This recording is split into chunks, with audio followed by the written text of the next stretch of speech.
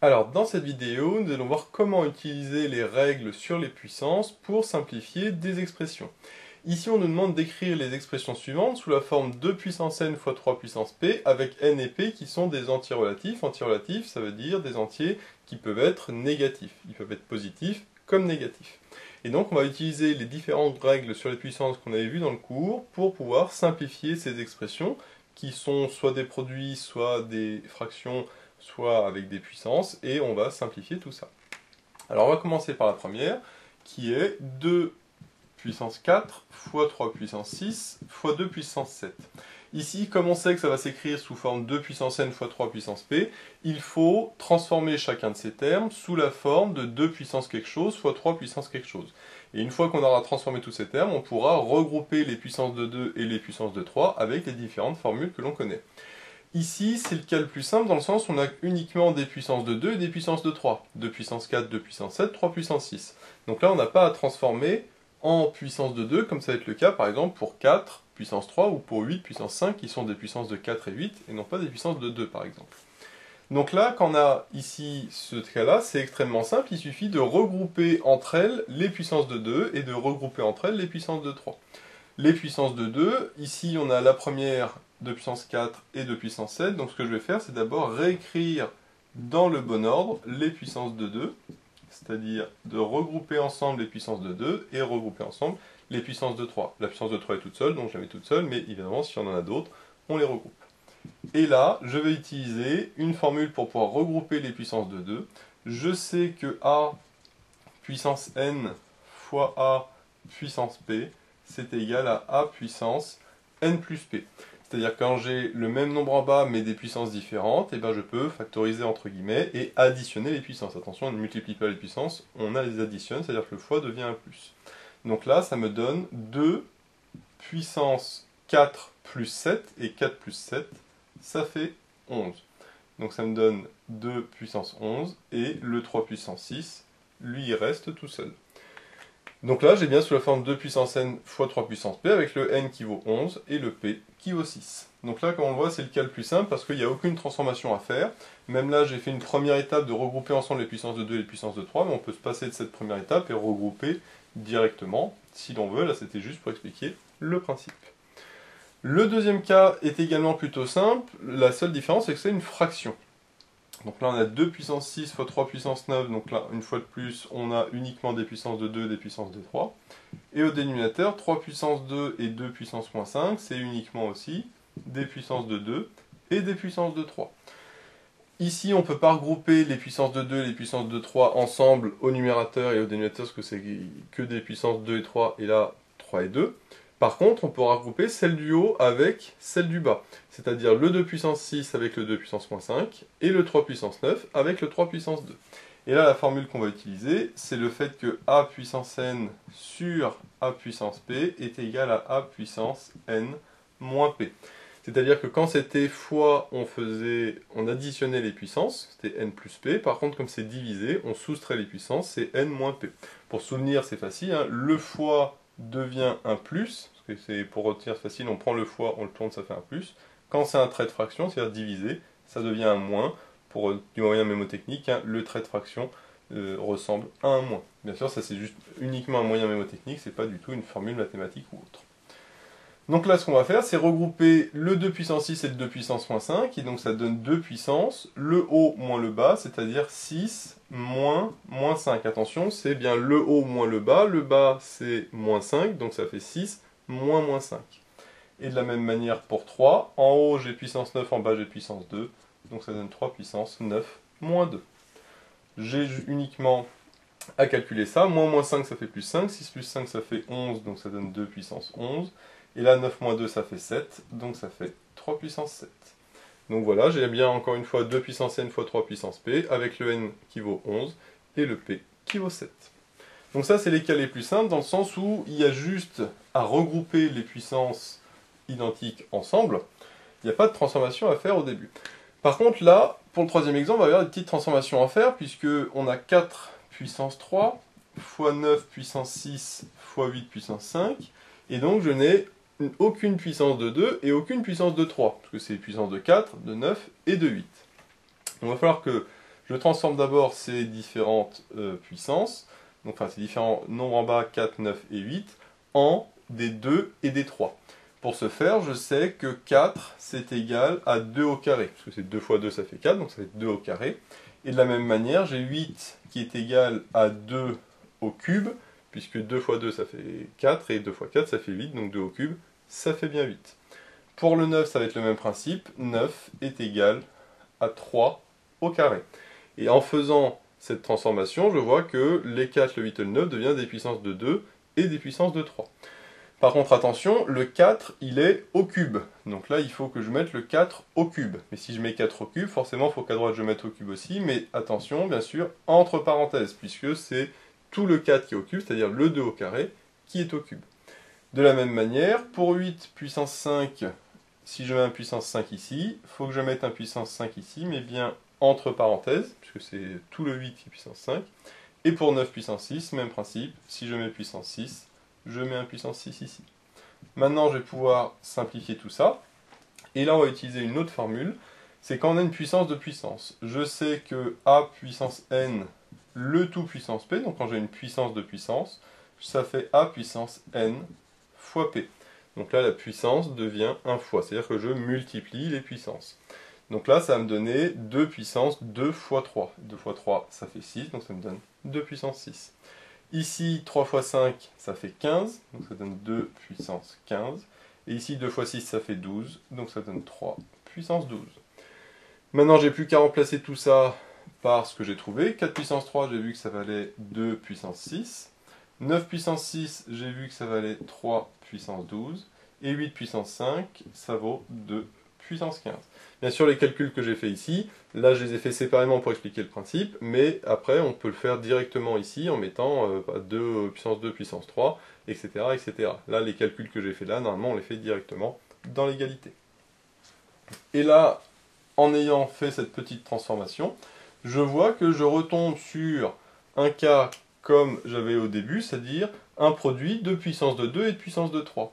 J'ai donc uniquement à regrouper les puissances de 2 et les puissances de 3. Les puissances de 2, j'ai 2 puissance 6, 2 puissance 15. Donc là, je vais additionner les puissances, parce que c'est comme le premier exemple. 6 plus 15, ça fait 21, donc ça me donne 2 puissance 21. Le 3 puissance 12, il est tout seul, il n'y a pas d'autre puissance de 3, donc ça me fait 3 puissance 12. Et donc on voit qu'en 2 étapes, ou M3, si on rajoute la première étape, où il fallait transformer ces puissances en puissance de 2 et de 3, en 3 étapes, on arrive à trouver ce que l'on veut. Pour le quatrième exemple, c'est un petit peu pareil, sauf qu'on a une fraction. Ici, on a déjà les puissances de 2 et de 3, mais qui sont en puissance de puissance. Donc, c'est-à-dire que la première étape du terme d'avant, enfin de l'expression d'avant, est déjà faite. Donc ici, on va uniquement avoir d'abord se débarrasser de ces parenthèses. Et une fois qu'on se sera débarrassé de ces parenthèses, on pourra calculer tout ça. Donc là, ce qu'on a vu, c'est que 2 puissance 3 puissance 5, c'est une puissance de puissance. Donc là, on multiplie les puissances, c'est-à-dire 3 fois 5, ça fait 15. Donc ça fait 2 puissance 15. Et ici, c'est une puissance de puissance. Moins 2 fois 8, ça fait moins 16. Donc ça donne 3 puissance moins 16. Et je divise par 2 puissance 7. Là, je n'ai plus que des puissances de 2, des puissances de 3, comme le deuxième exemple. Donc je regroupe les puissances de 2, comme je divise, je vais faire une soustraction. Donc ça fait 2 puissance 15 moins 7. 15 moins 7, ça fait 8. Donc le 8 vient du 15 moins 7.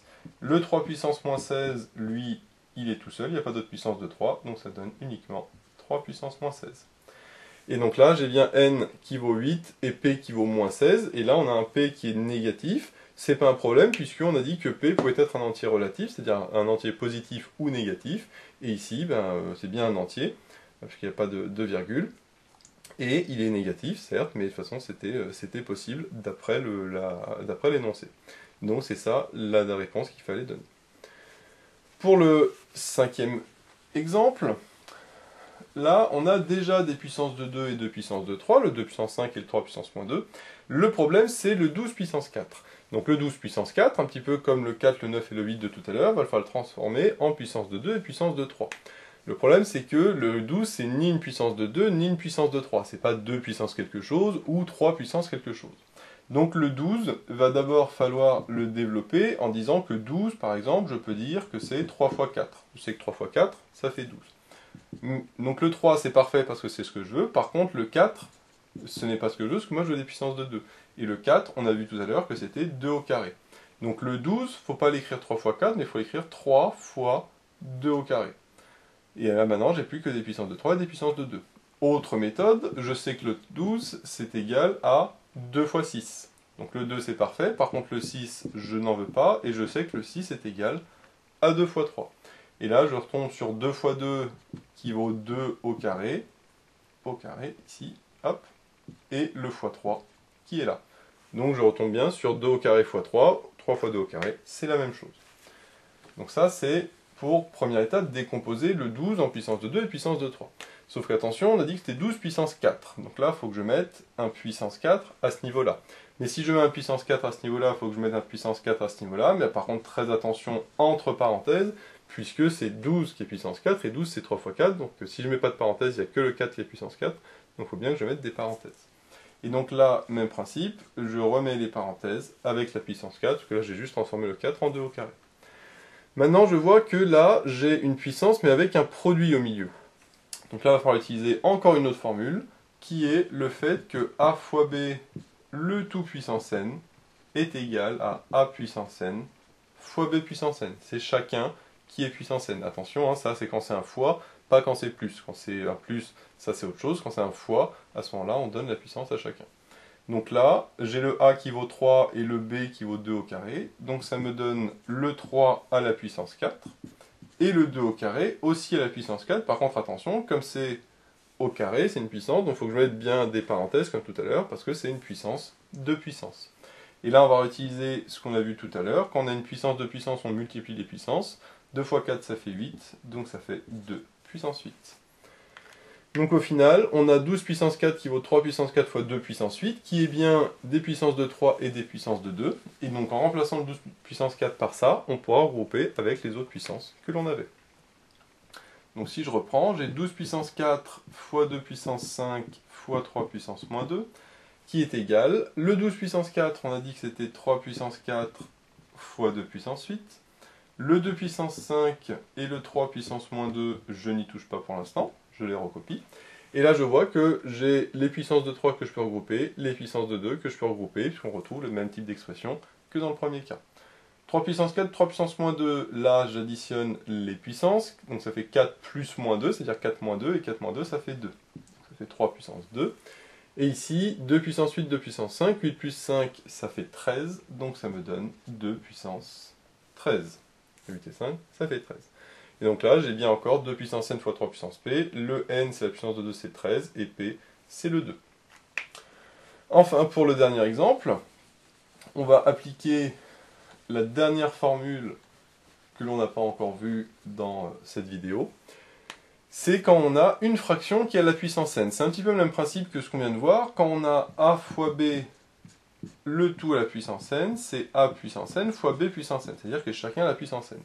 Et bien quand on a non pas a fois b, mais a sur b à la puissance n, c'est le même principe, c'est a puissance n sur b puissance n. C'est-à-dire que là, on donne aussi la puissance à chacun. Là, quand c'est fois, ça reste fois. Quand c'est divisé, ça reste divisé. Et bien c'est exactement ce qu'on va avoir. Parce que là, on a une fraction qui est puissance 4 et une autre fraction qui est puissance moins 3. Donc si on a 3,5 puissance 4 fois 2 puissance 6 sur 3 puissance moins 2, le tout puissance moins 3.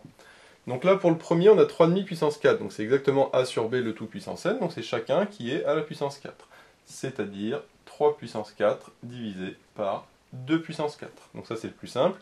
On a juste une fraction avec deux nombres qui est à une puissance. Et bien on donne la puissance à chacun. Ici, c'est pareil. On a une fraction avec une puissance. Donc ça va faire le numérateur à la puissance moins 3. Par contre, attention, encore une fois, entre parenthèses, puisque j'ai déjà une puissance. Donc ça me donne une puissance de puissance, donc je vais mettre entre parenthèses. Et en bas, c'est 3 puissance moins 2, le tout puissance moins 3. Donc 3 puissance moins 2, le tout puissance moins 3.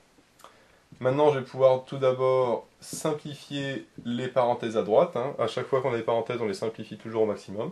Comme c'est une puissance de puissance, on multiplie les puissances. 6 fois moins 3, ça fait moins 18. Donc ça me donne 2 puissance moins 18. Et ici, j'ai une puissance de puissance aussi. Donc je multiplie les puissances. Moins 2 fois moins 3, ça fait 6. Parce que moins et moins, ça fait plus. Donc 2 fois 3, ça fait 6. Donc ça fait 3 puissance 6.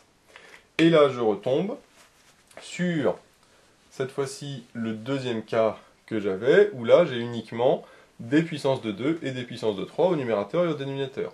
Certes, c'est en deux fractions, j'ai une fraction fois une fraction, mais ça revient strictement au même de dire que c'est la même chose, mais en multipliant le haut et le bas. Quand c'est un plus, c'est pas pareil, parce qu'il faut mettre au même dénominateur, etc. Quand c'est un fois, tout simplement, je multiplie le haut et le bas. Je vais donc regrouper les puissances de 3 ensemble et les puissances de 2 ensemble. Alors là, j'ai plus de fractions parce que je vais les regrouper. 3 puissance 4, 3 puissance 6, comme c'est divisé, je sais que je soustrais les puissances. 4 moins 6, ça fait moins 2. Donc ça me donne 3 puissance moins 2. Le moins 2 vient du 4 moins 6. Et là, pour les deux, c'est le même principe. C'est 2 puissance moins 18 sur 2 puissance 4. Donc là, je fais la puissance du haut moins la puissance du bas, c'est-à-dire moins 18 moins 4. Moins 18 moins 4, ça fait moins 22.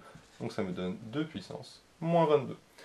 Et donc, encore une fois, j'ai bien 2 puissance n fois 3 puissance p. Le p, la puissance de 3 vaut moins 2, et le n vaut moins 22, qui sont négatifs, mais encore une fois, c'est pas un problème, puisque je peux avoir des entiers relatifs.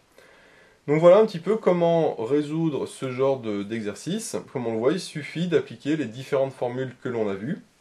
Alors attention à ne pas les confondre, hein. Soit on a des nombres identiques avec des puissances différentes, à ce moment-là on additionne les puissances quand c'est fois, ou on les soustrait quand c'est divisé. Par contre, quand on a une puissance de puissance, on multiplie les puissances. Quand on a une parenthèse, que ce soit en fois ou en divisé, par contre là la puissance, elle est pour chacun. Donc ça c'est plusieurs formules différentes, mais qui au final reviennent au même, hein.